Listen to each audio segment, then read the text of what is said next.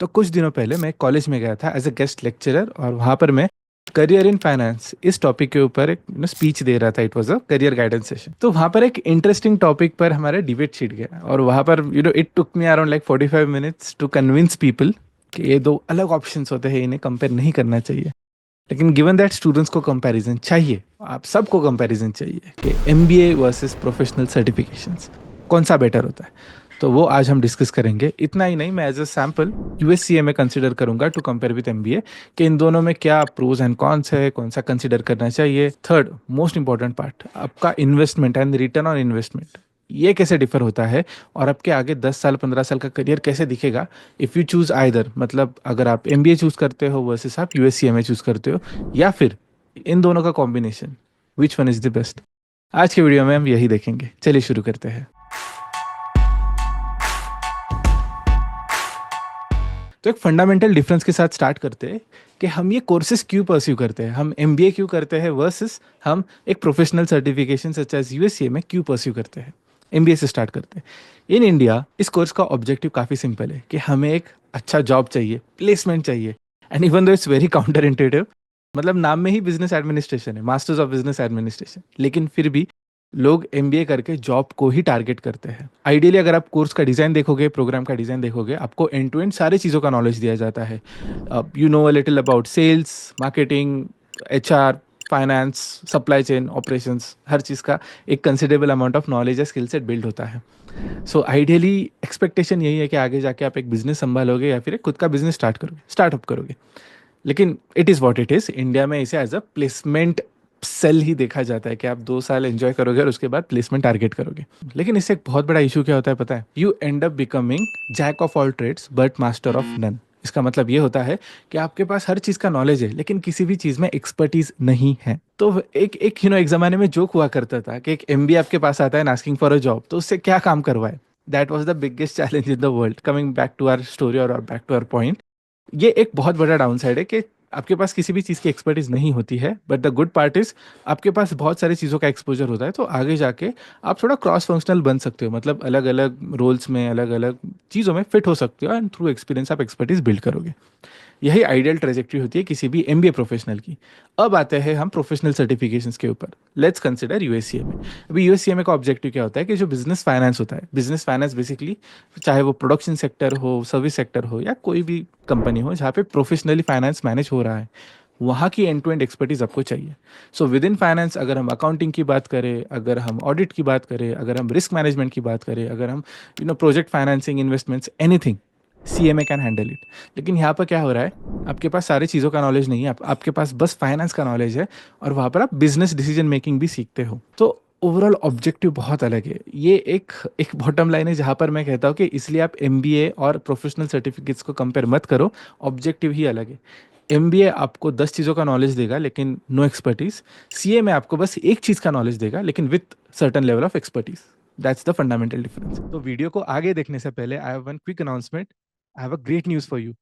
मैंने recently Finstreet education ये venture start किया है जहाँ पे मैं खुद यूएससीए में पढ़ा था। तो अगर आपको मुझसे डायरेक्टली सीए में पढ़ना हो तो आप हमारे पुणे क्लासरूम में आ सकते हो, या फिर आप हमारा वर्चुअल लर्निंग क्लासरूम भी ज्वाइन कर सकते हो जहाँ पे मैं ऑनलाइन लाइव क्लासेस लेता हूँ। एंड नॉट जस्ट दैट, जो हमारा in house placement support model है, that is completely inspired by IIM Lucknow's placement structure. So when it comes to getting placed in top MNCs or even big four companies, I will personally take care of that. लेकिन ये होने के लिए I hope to see you in the classroom soon. Please enjoy rest of the video. लेकिन अब compare कर ही रहे हैं तो दो फैक्टर्स को देखते हैं। नंबर वन इज इन्वेस्टमेंट क्या रहेगा when it comes to MBA, and secondly USCA में इन्वेस्टमेंट के साथ हम रिटर्न्स भी देखेंगे, मतलब over let's say next 5 years 10 years आप कितनी सैलरी एक्सपेक्ट कर सकते हो, क्या ग्रोथ ट्रेजेक्ट्री एक्सपेक्ट कर सकते हो। लेकिन ग्रोथ ट्रेजेक्ट्री को हाईलाइट करते हुए the second part I want to highlight is आपका करियर कैसे स्पैन आउट हो सकता है विथ एमबीए, विथ यूएससीए में, या फिर with both the courses together, मतलब कॉम्बिनेशन ऑफ बोथ। इन्वेस्टमेंट से स्टार्ट करते हैं। जब हम एमबीए परस्यू करते हैं आप बेसिकली 3 लेवल के इन्वेस्टमेंट्स करते हो। नंबर वन इज आप जो फी पे करते हो किसी कॉलेज को। अब एमबीए की fees ranges from literally 3-4 lakh at a very basic Tier 3 Tier 4 college to 25-30 even 35 lakhs जो Tier 1 कॉलेजेस के लिए है। अभी मैं टीयर वन कॉलेजेस को इस कंपैरिजन में लाना नहीं चाहता हूँ, जो टॉप 10 कॉलेजेस है इंडिया के, वो तो आई वुड से you can shut your eyes and choose those colleges, बहुत अच्छे कॉलेजेस है, लेकिन टॉप 10 कॉलेजेस में जाना बेसिकली आपका success rate is less than 1%। तो अगर आप वो ऑड्स चाहते हो and if you are good enough, I would say go for it. But anyways, keeping the top 10 colleges aside, इसमें आई एम के ब्लैक की कैटेगरी कंसिडर करूंगा, फिर F M S, J B I M S, S P J I M R, M D I Gurgaon, ऐसे colleges में consider कर रहा हूँ। ये हो गए सारे टीयर वन कॉलेजेस। तो tier two tier three colleges को कंसिडर करते हैं, जिनकी फीस लिटरली 5 लाख, 3 लाख से 5 लाख से स्टार्ट होके 15 से 20 लाख तक जाती है। अगर आप यूएससीएमए की बात करो, यहाँ पर along with the fee that you pay to main body IMA plus आपकी कोचिंग फी, स्टूडेंट के लिए on an average ultimate total goes around 1,20,000, 1,30,000, और एक प्रोफेशनल के लिए 1,60,000, 70,000 तक आपकी फीस जाती है। Just to highlight, 10x difference है, you are pretty much paying 10 times money for MBA as compare to USCMA. ये हो गई investment in terms of fees. अब दूसरे पॉइंट पे आते हैं, जो है investment in terms of time. जब आप एमबीए करते हो, आपको 2 साल का टाइम लगता है। इन 2 सालों में there is one good benefit that आपको इंटर्नशिप एक्सपोजर मिलता है। But I have seen people struggle at an internship level as well, कि यार इंटर्नशिप के लिए ट्राई कर रहे हैं लेकिन मिल नहीं रहा है। A lot of candidates end up taking interviews in sales role, and believe me, extremely pathetic sales role, क्योंकि मेजोरिटी ऑफ द इंडस्ट्री में सेल्स का बहुत ज़्यादा डिमांड होता है। और उसमें सेल्स रोल में जाने के लिए आपको कोई एजुकेशनल बैकग्राउंड भी नहीं लगती है। To be honest, if you are comfortable working in sales role, आप बस अपना कम्युनिकेशन स्किल ठीक करो and just keep applying for the jobs. With और विदाउट एमबीए आपको सेल्स रोल तो मिल ही जाता है। तो एमबीए करके वापस सेल्स रोल में जाना मेक्स नो सेंस। बट अभी रिक्वायरमेंट होती है बहुत सारे कॉलेजेस में कि you have to do an internship, summer internship between first year and second year. तो वहाँ पर आप इंटर्नशिप एक्सपोजर अचीव कर लेते हो। 2 साल का ओवरऑल टाइम पीरियड रिक्वायर्ड, जिसमें 3 महीने का आपको एक इंटर्नशिप एक्सपीरियंस मिलेगा। Now let's come to US CMA. यहाँ पर आपको ऑन एन एवरेज 10 महीने से 1 साल का टाइम लगता है। If you talk about fin street, यहाँ पर एक पार्ट का कोचिंग चलता है फॉर 4 मंथ्स, मैक्सिमम 4.5 मंथ्स। उसके बाद 1 मंथ का मैं बफर देता हूँ स्टूडेंट्स को, जहाँ पर वो मॉक एग्जाम दे सकते हैं या एडिशनल प्रैक्टिस कर सकते हैं। सपोर्ट पैकेज मतलब एक क्वेश्चन बैंक है, उसे सॉल्व कर सकते हैं, एक्स्ट्रा केस स्टडीज प्रैक्टिस कर सकते हैं। तो 1 महीने के बफर में वो हो जाता है। So overall 5 months on an average is more than enough. 5 months into 2 parts 10 महीने में हो जाता है। If you are a B com student, अगर आपको सेमेस्टर एग्जाम के दौरान ब्रेक चाहिए तो चलो 2 महीने का एडिशनल ब्रेक पकड़ लीजिए। It will go up to 12 months, 13 months for whole CMA program to get over. एक साइड पे वी हैव 2 साल का investment, and on another part we have 10 महीने या 12 महीने का investment. So basically half of the investment in terms of time.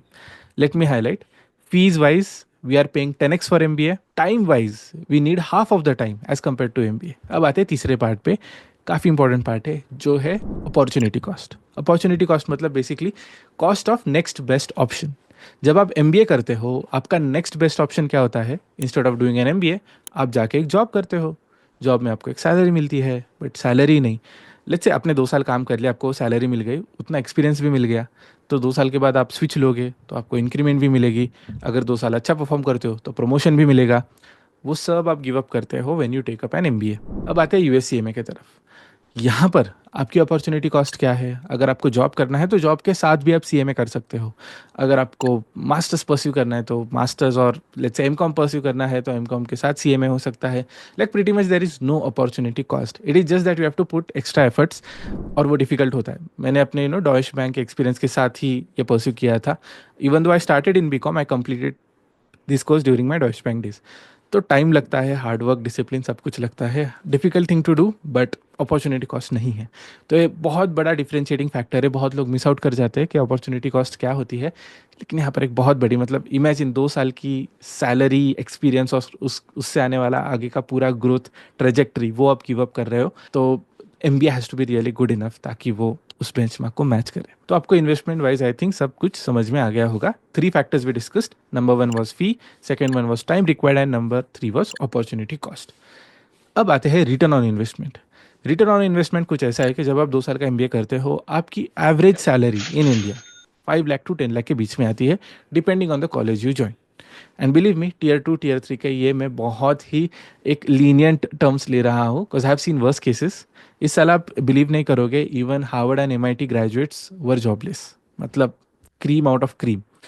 तो जब मैं ये नंबर्स ले रहा हूँ, मैं बहुत लीनियंट वे में ले रहा हूँ कि चलो 5 लाख से 10 लाख तो मिल जाते हैं टीयर 2 टीयर 3 कॉलेजेस को। तो यहाँ पर जब आपकी yearly salary, let's consider an average of 7 lakh, तो 7 लाख से आप स्टार्ट करोगे, उसके बाद let's say 2-3 years down the line आप 10% आपका ग्रोथ हो जाएगा, एंड यहाँ पर आप let's say every 3 to 4 years एक प्रमोशन भी अचीव कर लोगे। ये आपकी टिपिकल ट्रेजेक्टरी रहेगी फॉर नेक्स्ट 5 ईयर्स और 10 ईयर्स ऑफ योर करियर। अब आते हैं यूएससीएमए की तरफ।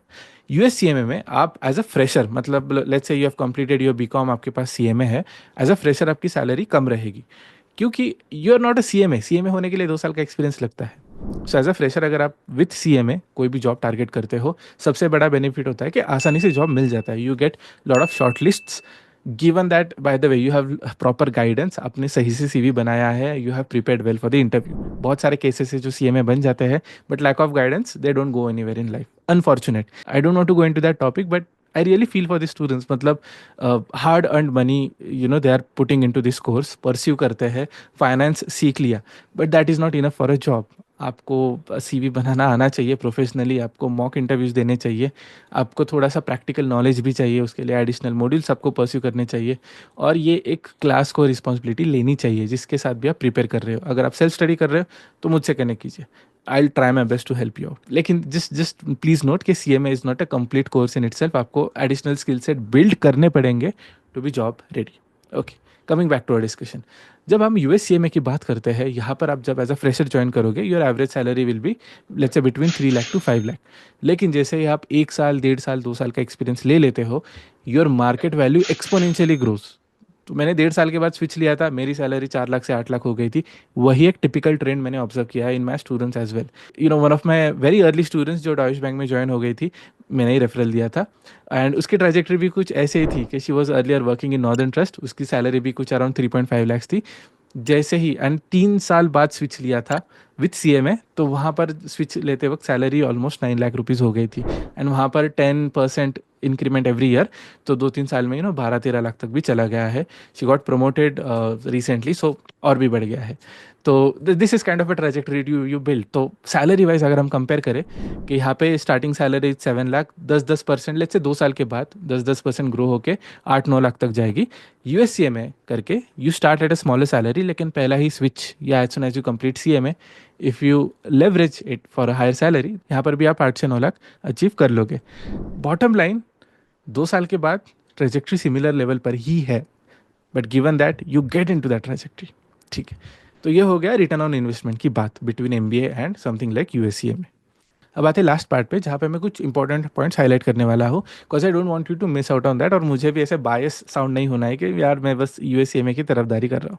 सी, जब आप एमबीए करते हो, वन बिग बेनिफिट इज, अगर आप फुल टाइम कोर्स करते हो, मतलब कॉलेज में जाके 2 साल हॉस्टल में रह के कोर्स करते हो, सोशल स्किल्स जो होते हैं, मतलब इंटरेक्शन, चाहे वो प्रेजेंटेशन स्किल हो, चाहे वो डिप्लोमेसी एज अ स्किल हो, चाहे वो पीपल मैनेजमेंट स्किल हो, वो आप सीख लेते हो। बिकॉज डे टू डे कुछ स्ट्रगल्स आते हैं, ग्रुप मैनेजमेंट का पार्ट आता है, बहुत सारी चीज़ें आती है जो आप एमबीए में सीख लेते हो। तो जब आप यूएससीए में करते हो, it's a silo course, right. आप अगर क्लास ज्वाइन करोगे तो आपके पास एक ग्रुप रहेगा, दोस्त रहेंगे, दैट हेल्प्स अ लॉट। लेकिन अगर आप सेल्फ स्टडी कर रहे हो तो वो शायद आप मिस आउट कर जाओगे। सेकेंड पार्ट इज, जब आप एमबीए करते हो and let's say if you are not sure कि मुझे फाइनेंस में ही जाना है, तो एमबीए काइंड ऑफ आपको एक फ्लेक्सिबिलिटी देगा कि यू कैन स्विच अराउंड। आप एक रिसर्च रोल में जा सकते हो, कंसल्टेंसी रोल में जा सकते हो, किसी और रोल में भी जा सकते हो। इन टर्म्स ऑफ यूएससीए में, जब आप एक बार फाइनेंस में आ गए तो आप इट्स प्रीटी मच डिसाइडेड कि आप फाइनेंस में ही रहोगे। वैसे आई हैव सीन केसेस जहाँ पे लोग फाइनेंस से सेल्स या मार्केटिंग में आ जाते हैं, so there is no boundary as such. लेकिन again I am drifting apart from the topic. मैं अगर अपने लाइफ में यूएससीए में या किसी भी फाइनेंस कोर्स का सबसे बड़ा बेनिफिट बताऊँ, तो वो रहा है managing my own finances. I think मैं 2018 से सैलरी कमा रहा हूँ आफ्टर ज्वाइनिंग डॉइश बैंक, तो तब से मैं इन्वेस्टमेंट कर रहा हूँ, and good chunk of my overall savings comes from good investment. और वो मैं अच्छे इन्वेस्टमेंट्स क्यों कर पाया, because I had knowledge from finance sector. अगर मैं अपने इंजीनियर दोस्तों को ऑब्जर्व करूँ तो वो प्रीटी मच ब्लाइंडली एसआईपीस कर रहे हैं, पहले एफडीज करते थे, तो वहाँ पर मुझे थोड़ा सा एज मिलता है।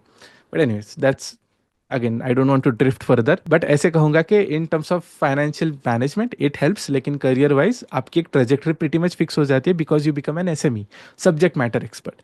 तो जब आप फाइनेंस एसएमई बन गए हो, आपके अगले 5-10-15 साल फाइनेंस में ही रहेंगे। या फिर क्रॉस फंक्शनल भी टारगेट कर सकते हो, but that is topic for another video. अब आते हैं सबसे लास्ट पॉइंट पे। अगर आपको यूएससीए में परस्यू करना है मेरे साथ, डायरेक्टली मुझसे सीखना है, तो मैंने स्क्रीन पे एक फ़ोन नंबर शेयर किया है मेरी एडमिशन्स टीम का, और एक वेबसाइट की लिंक भी शेयर कर दी है। Do check it out, get in touch with me. अगर आपको सीए में परस्यू भी नहीं करना है but you just want a call where we talk about career guidance, तो आप मुझसे कनेक्ट कर सकते हो directly. Thank you for watching the video. पसंद आया तो do hit the thumbs up button, share and subscribe. As usual I will see you in the next one. Thank you.